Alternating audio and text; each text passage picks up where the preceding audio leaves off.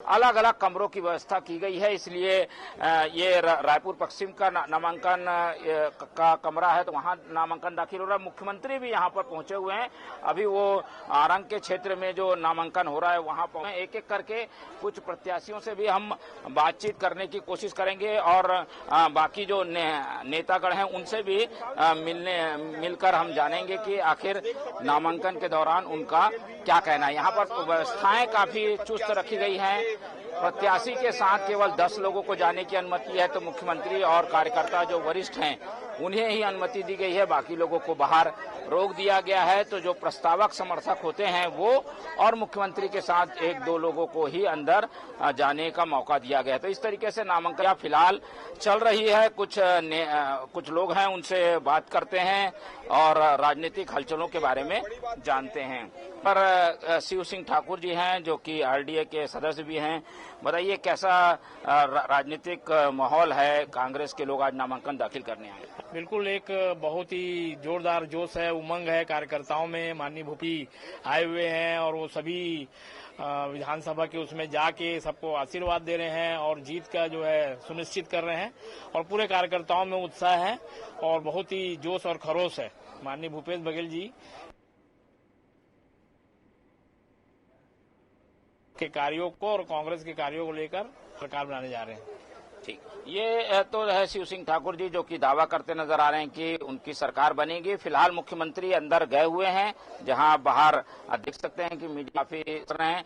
उसके बाद एक एक करके उम्मीदी हम आपकी बात कराएंगे। तो प्रमुख रूप से जो आज का दिन है वो महत्वपूर्ण इसलिए है क्योंकि रायपुर जिले के सारे प्रमुख नेतागणों ने नामांकन एक साथ दाखिल करने का फैसला लिया था और उसके बाद एक सभा भी होगी। सभा की तैयारी जो है वो पुराने कांग्रेस भवन में रखी गई है, जहां पर एक सभा को संबोधित किया जाएगा और फिर कार्यकर्ताओं को वहां से अपने अपने क्षेत्र में काम करने के लिए उतार दिया जाएगा। इसने रणनीति बना एक जिले सारे विधानसभा के अंतर्गत आने वाले प्रत्याशियों को एक साथ नामांकन दाखिल करने के निर्देश दिए थे।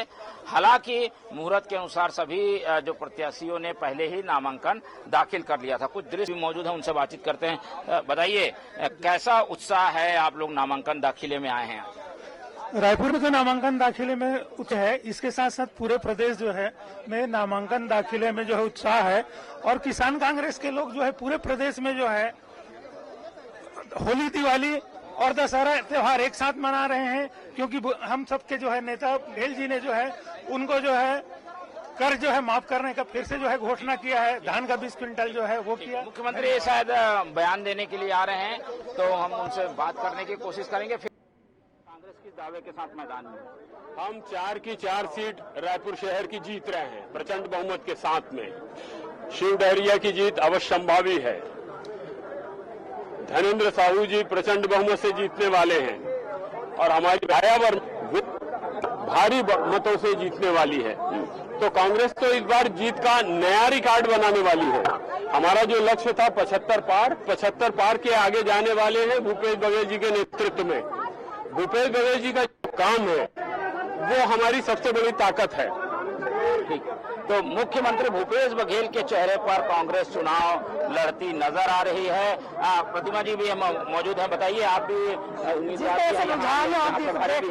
यहाँ देखने के लिए मिले, इससे आप अनुमान लगा सकते हैं कि हम लोग कितने मतों से यहाँ पर जीतेंगे और रायपुर के चारों सीट और छत्तीसगढ़ में पुनः माननीय मुख्यमंत्री जी के साथ। क्या लगे, क्या फैक्टर काम करेगा जिसकी वजह से जीत मिली? किसानों का फैक्टर, किसानों के जी। यहाँ की अर्थव्यवस्था किसानों पर टिकी हुई है, तो जो मुख्यमंत्री ने किसानों के लिए काम किया है वो फैक्टर पूरे है, क्योंकि गाँव में किसान बसते हैं और छत्तीसगढ़ की आधी से ज्यादा आबादी गाँव में रहती है। तो किसान आज खुशहाल है, कर्जा माफी, उनके धान खरीदे, तो वो फैक्टर काम है। ठीक है, तो मुख्यमंत्री के काम और किसान इन दोनों मुद्दों को लेकर चुनाव लड़ेगी।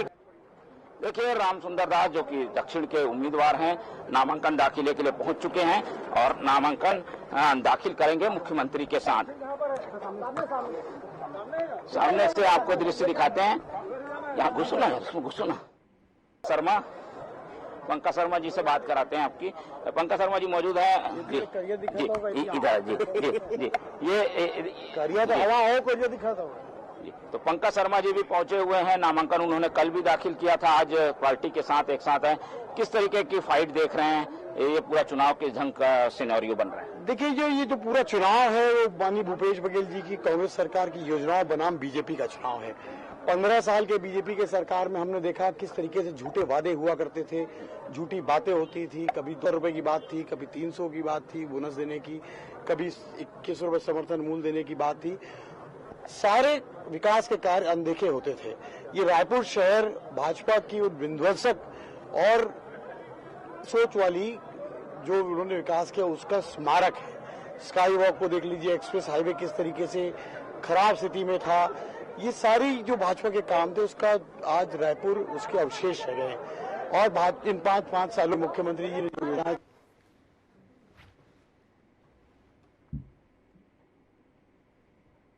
चलाई, पहले कर्जा माफ करके उसके बाद समर्थन मूल्य देने की, इस साल 2780 रुपए मिलेगा और इस साल किसान साथियों को 56,000 रुपए, लगभग 56,000 रुपए प्रति एकड़ धान के बदले की कीमत मिलेगी। उसके अलावा जो रायपुर ग्रामीण विधानसभा क्षेत्र आप देख रहे हैं, पिछले 5 सालों में इतने विकास के कार्य हुए हैं। जो विकास के कार्य भाजपा सरकार में नहीं हो पाए थे वो इन 5 सालों में हुए हैं।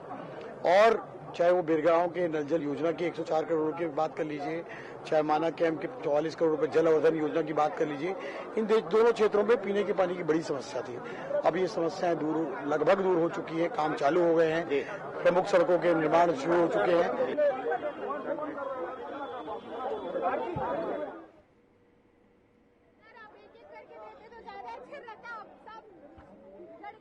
और देखिए छाया वर्मा जी भी हैं, उनसे बातचीत करते हैं। छाया जी 2 मिनट दूँ।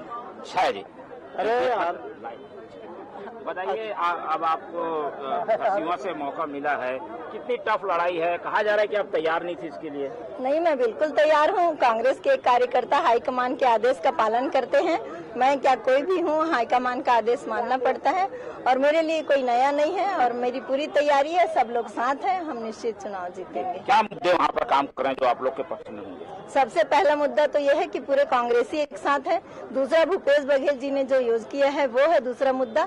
और तीसरा मुद्दा जो बहुत महत्वपूर्ण मुद्दा है वो बीजेपी का प्रत्याशी, उसके कारण हमारी जीत होगी। क्या बीजेपी के प्रत्याशी तो हीरो आकर्षित कर? देखिए, हीरो मंची कलाकार होना और नाच गाना सुनने के लिए भीड़ होना अलग बात है, लेकिन मेरे विचार से राजनीति में वो शून्य है। कोई पंच चुनाव लड़े नहीं है, राजनीति व्यक्ति है, मेरे लिए कोई चुनौती नहीं। ठीक है, तो ये छाया वर्मा मानती हैं कि बीजेपी उनके लिए कोई चुनौती नहीं है और वो जीत का दावा कर रही हैं।